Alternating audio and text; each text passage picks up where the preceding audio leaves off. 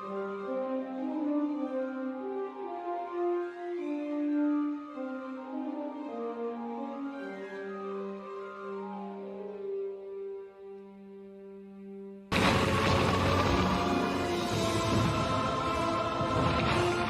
I expect the evidence to show is that on January 3rd of 2019, a little before 7 p.m., maybe 6:15, 6:30, and my times may be a little off, so I'll let them make that more exact for you. But around that time, Andrew Lawyer III, who goes by AJ, so he is the son of this defendant, who is Andrew Lawyer II, but you'll hear throughout the trial we call him AJ to help with the name issue. AJ is shot in the face by his father, the defendant here today. He is shot in the face by his father while his mother, Militia Lawyer, who was married to this defendant for 30 years, about 30 years, was standing right behind him. So she is a witness to this incident, and you will hear from her. After being shot in the face, AJ grabs his face, makes some sort of motion, stumbles forward, and falls to the ground.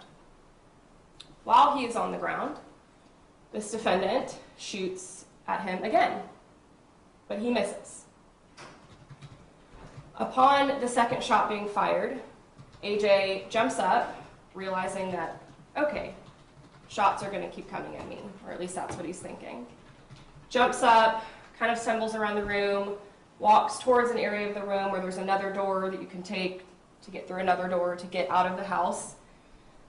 Ultimately ends up leaving out through the master bedroom door, which is where his mom and dad are standing.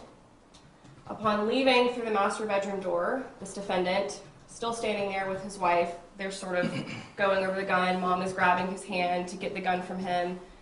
This defendant, again, for a third time, points the gun at AJ, his son, and says, "Get the fuck out of my house, boy." AJ and his mom, they go get his phone, they grab some rags, and you'll see kind of the pictures of that. There's blood kind of dripping throughout the house. Ultimately do go outside. A neighbor gets involved. You'll hear from her.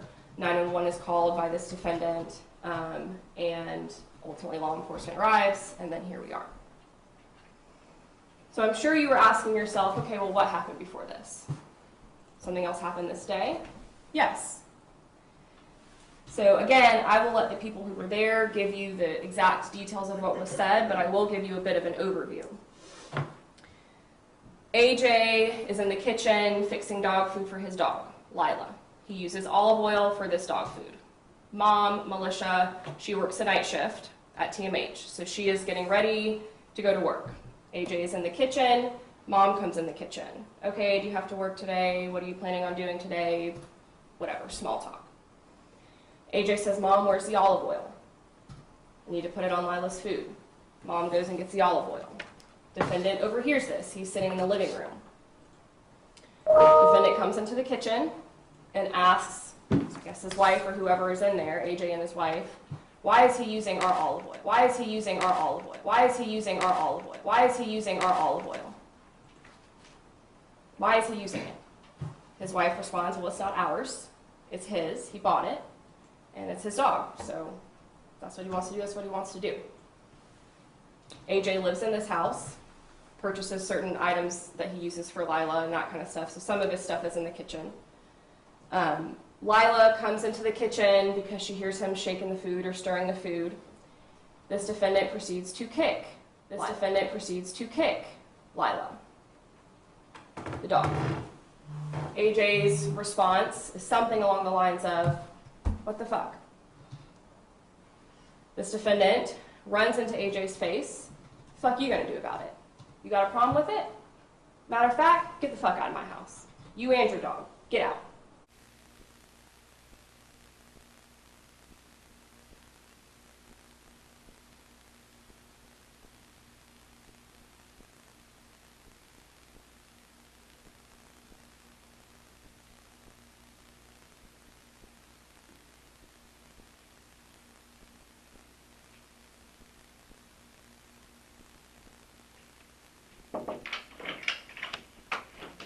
Hey, Mr. Lawyer, Mr. Lord.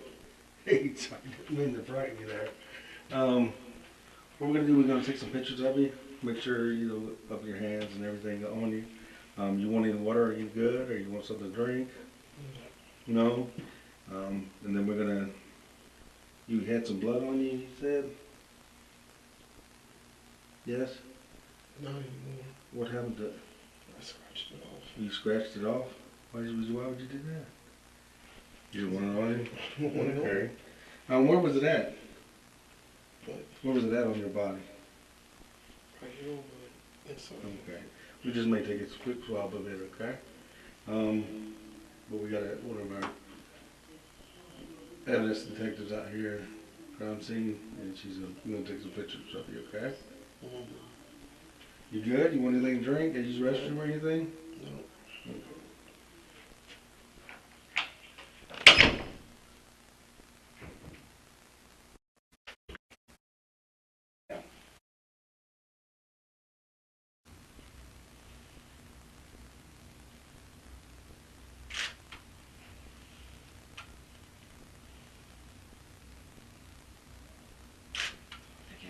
And then you can hold them back down again. If I could get you to spread your hands out like this, hold them together, spread your hands out like that, and hold them like, hold them more down a little bit. There you go. Just flat like you're pushing the ground. There you go.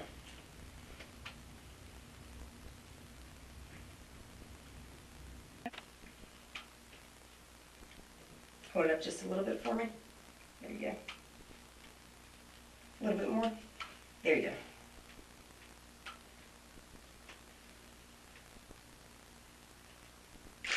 All right. And then you stay just like that for just a second. Okay. You want to turn to the right.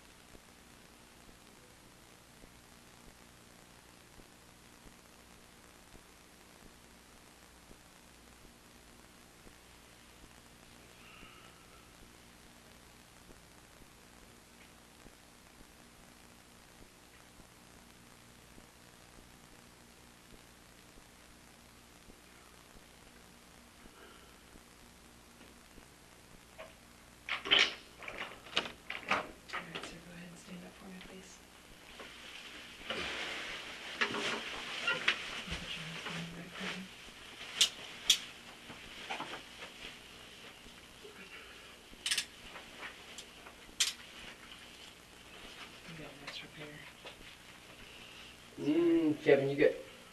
Do you have a problem with your shoulders? Yeah, it's real tight. I'm not flexible at all. Okay, all right. Well, just relax, just relax. We'll get an X-ray.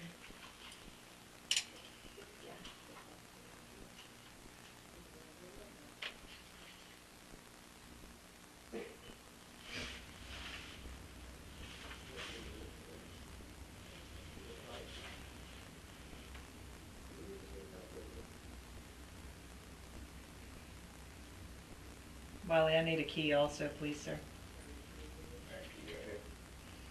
He's getting that. Thank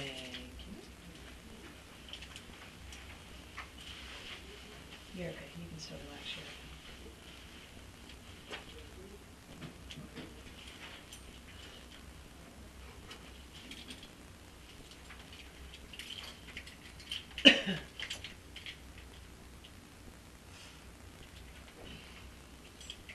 I have to be that tight.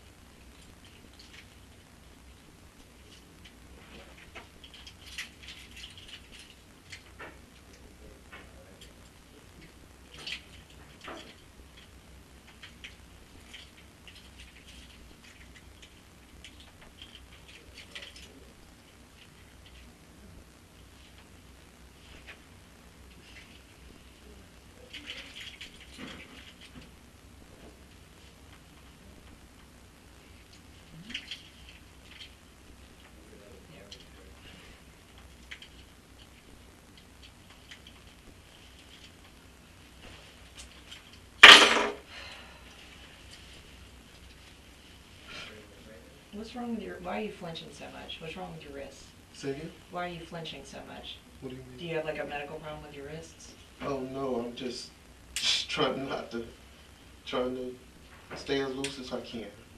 No, you're fine.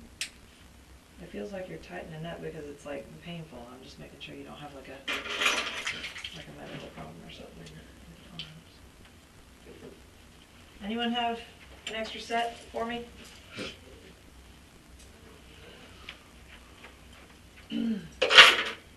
Thank you, sir. That's all right. Thank you. Oh, that's good. Thank you.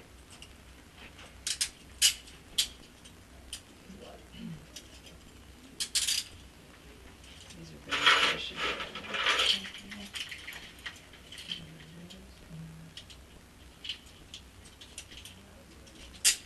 Okay.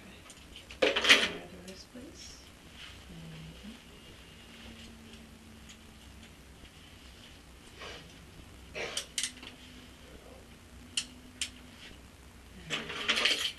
At this time, you're being placed under arrest for aggravated assault against your wife because of the fact that the firearm was fired. You can have a seat.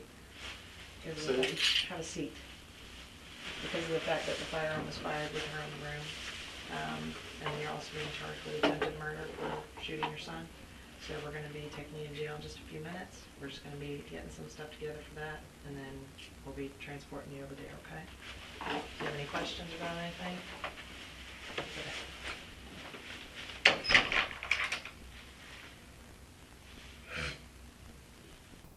With my son, I love him. I love him to this day. I took his words of forgiveness, of forgiving me, to heart. I forgave him long ago. There was no question. I forgave him.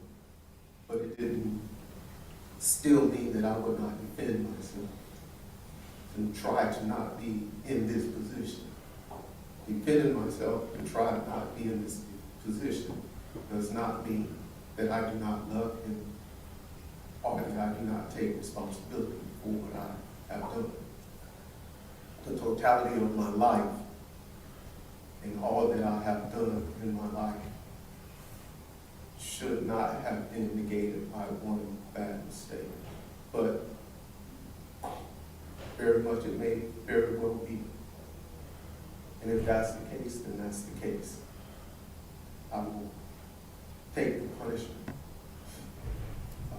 I've always been a person of service, a person who had purpose or needed to have purpose in order to do all of those things that the people that came and spoke to me about, whether it was the purpose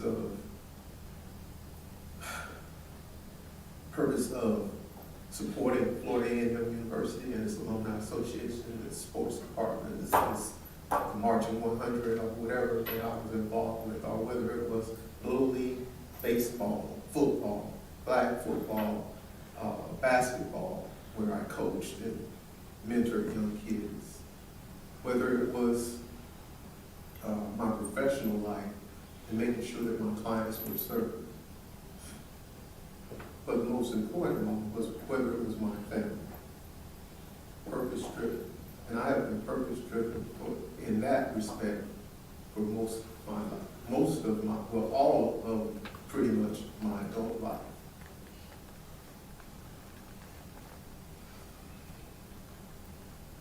I'm in what we call in the religious world in a Job scenario.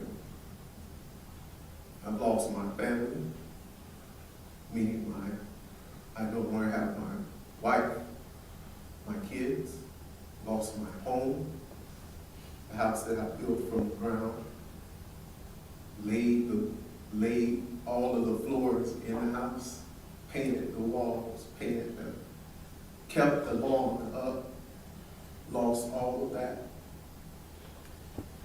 lost my profession and my business that I had for almost 21 years. But I don't think, I'm hoping not to lose, well, I haven't lost my integrity, but I hope to not lose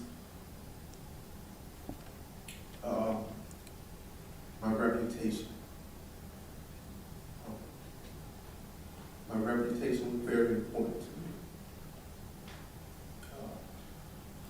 Ms. James said something along the lines of, with respect to Mr. Brown, or to both of the Browns, that they didn't have any clue about past criminal violence.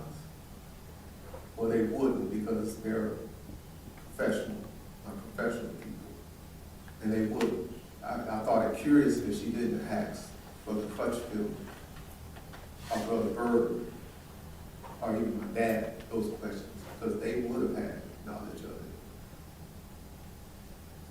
Ms. James mischaracterizes so many things, but I don't understand. It's her job. That's what she's supposed to do. That's what part of a prosecutor is. So I don't fault her for it. She's doing her job. But there have been several mischaracterizations. I don't minimize the domestic violence cases that I have seen. There's nothing to minimize. I did. I served the time. I took the training. The night of this incident, I was attempting to do some of the things that I was told to do in that training, which is remove yourself from the situation. Stop with the argument. Call for help. I called 911. I was on the phone with 911 when this all occurred, as opposed to what this report and investigation thing says, is that I called after I had shot him. That's not the case. I called before, and in an attempt to get help there before this all happened. As I said, I don't hold any grudges against my kid, AJ. I don't hold any grudges against my wife. I hold them all, my wife, my 2 kids, to live a bountiful and glorious life moving forward. I hope that I will be able to do the same, even if it would have been separate from them. But that doesn't seem to be the case. And if it's not the case, then I will have to accept that and then find another purpose to continue moving forward. Because the purposes that I have been working with are no longer available for me. With that, Judge, Ms. James also said about no remorse. Brother Crutchfield didn't mention it, but I know he saw remorse in me the first time I saw him after. If our minister, Brother Medlock, was here, he would tell you that he saw remorse for me the Saturday or the next morning after the incident. And he told me or informed me that I had actually shot my son. But when you're defending yourself and you're trying to survive, it's sometimes hard to show remorse because you're defending yourself. You're trying to be strong, trying not to show emotion, and trying to be as strong as you can to support yourself. I was also, as my dad said, very proud to hear my son up here speaking. And the poem that he read, I was trying to remember the name of the poem, but I've heard that poem before. That's a very powerful poem. That's a very powerful poem. And if that poem is actually what he thinks of himself, I'm so elated for him. Because that's a strong poem about self-worth.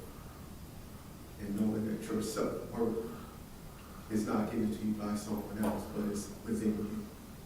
And that you are able to portray and to emit your own self-worth to others. I pray that he takes those words that he read and applies them diligently to his life. I also pray that he continues to stay in his Christian walk. Same with my daughter, same with my ex-wife. It's very important. I'm working on it also. So, like I said earlier, I struggled back and forth whether I would get up and say anything today because I didn't know whether it made a difference or not. But I'm glad that I did because I'm sure that there are some people who came here to support me that needed to hear these words that are coming out of my mouth and to hear it from me and to know where my heart and where my mind was. My sister, I love you. Take care of Dad. I wish I was there to help.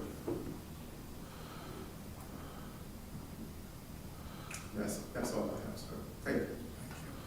You can remain right there. For the record, the comments, you can remain right there, Mr. Lawyer, sentence is about to be pronounced.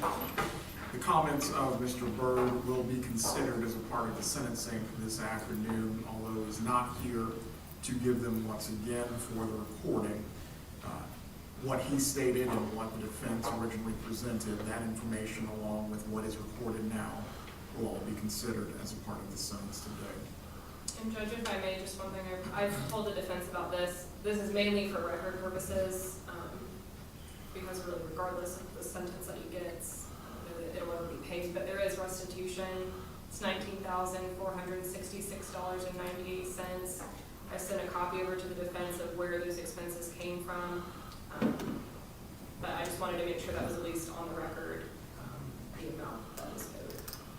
You said that's $19,400, what amount ago? $19,466.98. That is essentially, and I actually have a copy of all of the expenses and what they're for with the dates, if the court would like that, just for the court file.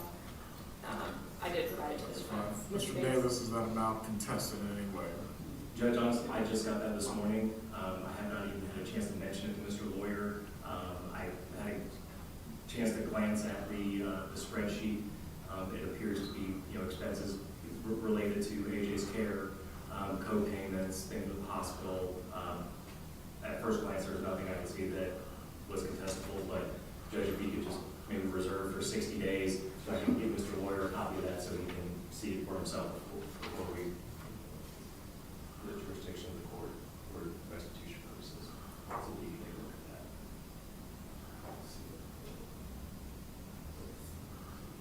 Judge, actually, Mr. Lawyer, that's fine.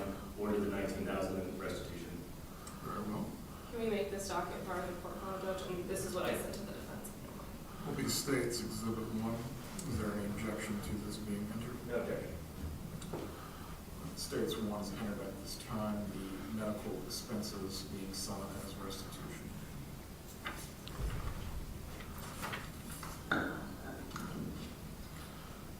Mr. Lawyer, having considered the presentation of the defense today, which included the testimony of Mr. Byrd, also your father, Mr. Brown, and Mr. Brown, and I'm sorry, I'm forgetting your last name, Mr. Crutchfield as well as your testimony.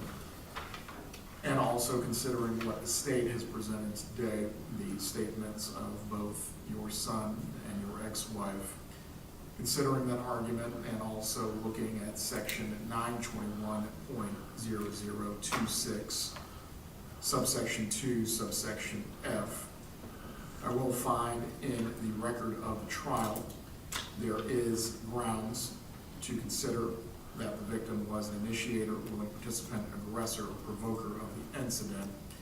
However, this requires a two-step analysis. One, that there is a factual basis in the record or evidence, and two, that the court actually exercises its discretion with regard to departing from any minimum sentence or mandatory sentence that is required.